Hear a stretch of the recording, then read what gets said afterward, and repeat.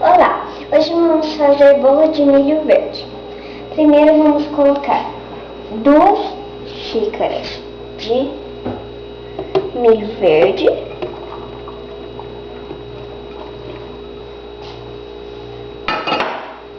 duas xícaras de leite,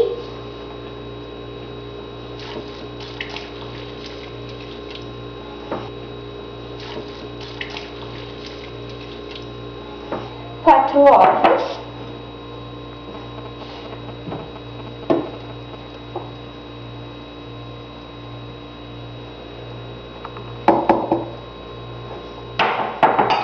meia xícara de óleo,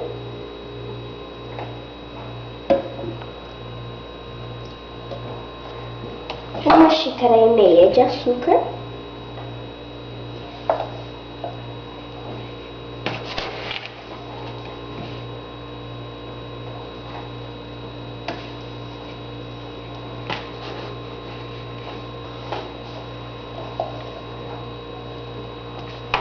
uma xícara de flocos de milho pré-cozido,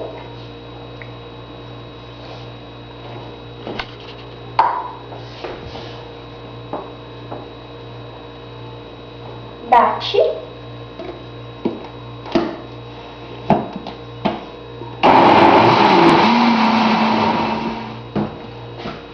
dá uma paradinha, põe o fermento, uma colher de chá de fermento e dá mais uma batidinha só para misturar o fermento.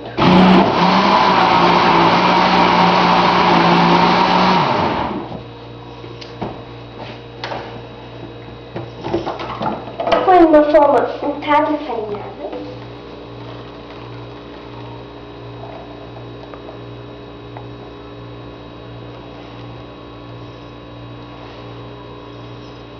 E se quiser, põe um pouquinho de canela em cima.